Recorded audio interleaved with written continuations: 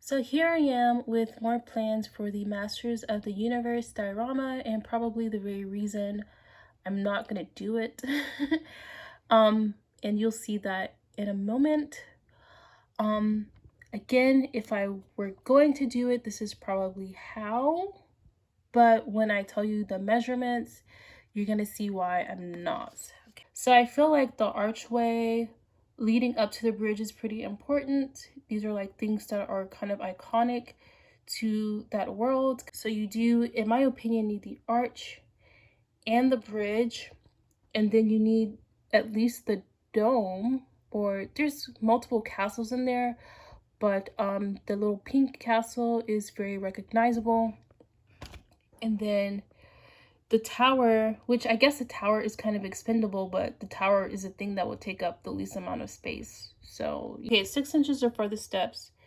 13 inches are for the arch, because, you know, the Barbie needs to be able to walk under it.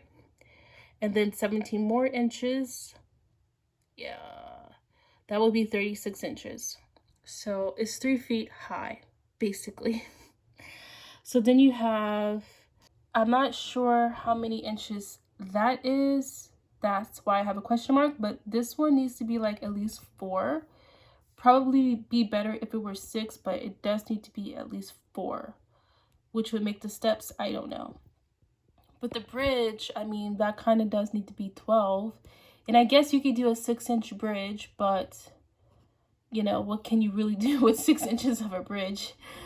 So then these steps would come out 4 inches.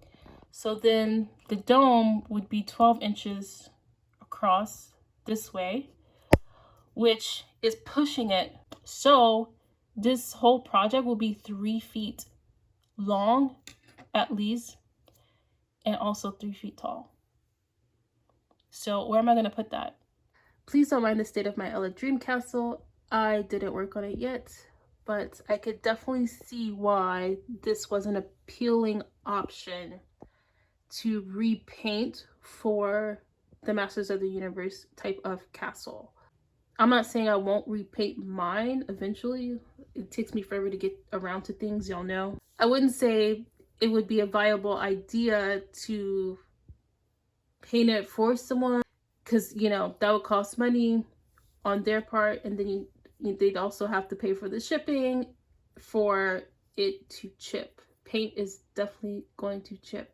If you're someone who wants to refurbish something yourself, you buy the castle, you paint it yourself, it's fine, because you didn't pay for an artist to like do it for you, right? When you pay someone to do something for you, you're expecting a certain level of quality, let's just say. And so if it starts chipping, there is going to be an expectation of a refund, which if the artist has put in the hours and everything of the work, then that might not be possible.